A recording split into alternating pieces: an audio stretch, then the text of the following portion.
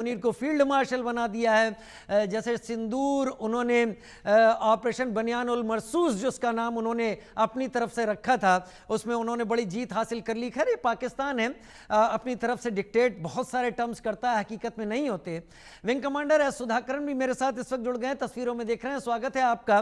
Sanjeev Srivastava sir आपको दिखाई पड़ रहे हैं और मेरे साथ इस वक्त दिखाई पड़ रहे हैं संजीव उनियाल जी, जो कि जियो पॉलिटिकल एक्सपर्ट के तौर पर मेरे साथ इस वक्त जुड़े हुए हैं। सुधाकरन सर, मैंने अभी सवाल पूछा था मेजर जनरल ब्रजेश कुमार से कि भारत ने IWT को जो सस्पेंड किया है उसको लेकर अब पाकिस्तान कह रहा है कि permanent court of arbitration Hague जिसने फैसला दिया है कि वैलिड है और ये सस्पेंड नहीं की जा सकती, भारत उस PSC को मानता ही नहीं है, परमानेंट कोर्ट ऑफ आर्बिट्रेशन को, और उस पर पाकिस्तान अब कह रहा है कि पानी देना होगा और हम ऐसा कर देंगे वैसा कर देंगे। कहना क्या चाहते हैं डिप्टी PM और फॉरेन मिनिस्टर इशाक डार जब वो कहते हैं कि पाकिस्तान का क्विड प्रो क्वो प्लस ये एक न्यू नॉर्मल है भारत के सेंस में? देखिए, जब बेवकूफों से हम ये उम्मीद रखते हैं कि वो थोड़ी अक्लमंदी दिखाए, तो जो प्रॉब्लम है वो बेवकूफों पे नहीं है, वो हमारे ऊपर है, क्योंकि हमने उम्मीद ही गलत रखी। एग्जैक्टली। तो अभी पाकिस्तान कर सकता है, करे भी तो क्या करे? वो बोल सकता है, कुछ भी बोल सकता है, लेकिन उसकी बातें सुनने वाला कौन? हिंदुस्तान के अलावा और कोई अगर इसकी बातों पे अगर यकीन करे या समझ भी जाए, मतलब क्या है इसका? मतलब अगर किसी को इसको समझना है, वो सिर्फ प्रधानमंत्री श्री नरेंद्र मोदी को समझना है, और वो समझेंगे नहीं, ये हमें पता है, आपको पता है। उन्होंने इस ट्रीटी को, IWT को रद्द इसलिए किया है ताकि उनको सबक मिले। अब वो सबक अगर नहीं सीखना चाहते तो फिर वो हम क्या करें उसमें? तो इस मुद्दे पे मैं समझता हूं कि बात करना वक्त की बर्बादी है। बशर्त हमें ऐसे मुद्दों पे बहस करना चाहिए जिसमें हम ये देखें कि हम आगे कैसे बढ़े, तरक्की कैसे करें।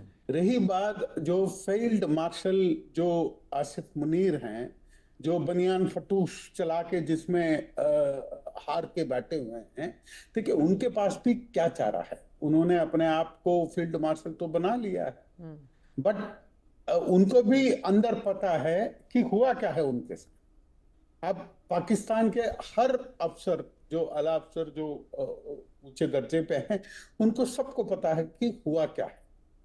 बेशर्त मतलब सिर्फ दो लोगों को नहीं पता है, एक पाकिस्तानी अवाम है जो अफीम पी के सो रही है, और दूसरी भारत की जो ऑपोजिशन पार्टीज है जो जानबूझ के सोने का नाटक कर रहे हैं, क्योंकि वो इसको एक्सेप्ट नहीं कर सकते, क्योंकि अभी चुनाव आ रहे हैं, और ये अगर एक्सेप्ट कर लिया तो उनको चुनाव में वैसे ही उनके बुरे हाल है। तो ये मुद्दा है, तो इस पे हमें ना बहस करना चाहिए। सरकार ने जो भी कदम उठाए हैं बिल्कुल सही कदम उठाए हैं, और वो कारगर भी हैं, काम भी कर रहे हैं, और हमने उनको जो नसीहत देनी थी, जो सीख देनी थी, जो हमने उनको, अभी तो ट्रेलर था, देखिए 3-4 दिन में हमने इस पूरे ऑपरेशन को बंद नहीं किया, पॉज ही किया है, लेकिन हमारी तरफ से हमने बंद किया है। लेकिन क्यों किया? क्योंकि हमने उनको ये बोला कि हम आपके जो आतंकवादी जो ठिकाने हैं सिर्फ उसी को निशाना बना रहे हैं, आप अपनी फौज को लेके साइड हो जाइए, हम उनके साथ निपट लेंगे, क्योंकि हमें पता है कि आप उन पे कार्रवाई ही नहीं कर सकते। लेकिन फौज बाज नहीं आई, उन्होंने सोचा कि नहीं, हम इनको मतलब जवाबी कार्रवाई करेंगे, और उन्होंने कुछ करने की कोशिश भी की थी। तब दूसरे तीसरे दिन उनके ठिकानों पे भी हमने 11 ठिकानों पे हमने चुन चुन के मारा है, यहां तक कि उनकी जो न्यूक्लियर गिदड़ बत्ती है उसका भी मुखौटा खोल दिया। फिर ये पाकिस्तान ही है जो अमेरिका में ट्रंप के पास भागा है। तो ये उनको पता है कि क्या हुआ है, उनके पास ज्यादा अभी कोई चारा बचा नहीं है। अभी जब उनके किसान हल के जगह पे बंदूक उठाने लग जाएंगे तो उनको पता चल जाएगा कि जिहाद अब कश्मीर में नहीं होगा, जिहाद अब रावलपिंडी तक पहुंच जाएगा। एग्जैक्टली, क्योंकि जब बट लोगों what does it mean? Do you see war on the cards? और जब इशाक डार कहते हैं कि क्विड प्रो क्रो प्लस, ये अब पाकिस्तान का न्यू नॉर्मल है, यानी जैसा भारत करेगा वैसा हम करके दिखा देंगे, क्या पाकिस्तान इतना कैपेबल है? देखिए, करोगे किस चीज से? ब्रह्मोस का तो कोई तोड़ है नहीं। हमने 7 तारीख और 8 तारीख को मोदी जी ने अपने वायुसेना, थल सेना और जल सेना को यह बोला था कि यार उनके फौजियों पे अटैक मत करना, हमारा मकसद एक लंबी जंग लड़ना है नहीं, हमें बस वही काम करना है जो मैंने बोला है। उस चक्कर में मतलब हमारे हाथ बंधे हुए थे, और हमारी जो सेना है वो जो सरकार है उनके इशारों के बाध्य है। तो हमने जो पहले 2 दिन जो हमने जो कार्रवाई की थी उसके हिसाब से किया था। फिर जब मोदी जी ने हाथ खोल दिए तो हमने दिखा दिया कि हम क्या कर सकते हैं। पाकिस्तान ने क्या किया? अभी मैं आपको बताऊं कि उनके कम से कम 10-15 बिलियन डॉलर का नुकसान उनके आर्म्ड फोर्सेस को हुआ है। एक तरफ से तो वो कंगाल हैं, अब दूसरी तरह से वो बीक में भी अगर ये इक्विपमेंट लेके आते हैं तो भी इतना पैसा तो उनको लगेगा ही लगेगा। और जब तक ये अपने पूरे जो इक्विपमेंट्स को वापस लाएंगे, वो इक्विपमेंट अभी उनको कम से कम 200-300 बिलियन डॉलर के इक्विपमेंट्स चाहिए भारत का मुकाबला करने के लिए। कितना कर पाएंगे?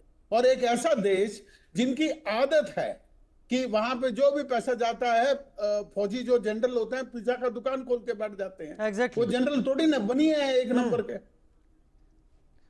अब तो वहां से कुछ ज्यादा कुछ होने वाला नहीं है। तो मतलब वो आएंगे यहाँ पे कुछ करेंगे, थप्पड़ खाते रहेंगे और ये चलते रहने वाला है। लेकिन हमें ये देखना है कि हमें एक लंबी लड़ाई में नहीं खींचना है, क्योंकि हमें अपने अर्थव्यवस्था को राइट सर, और आगे बढ़ाना है।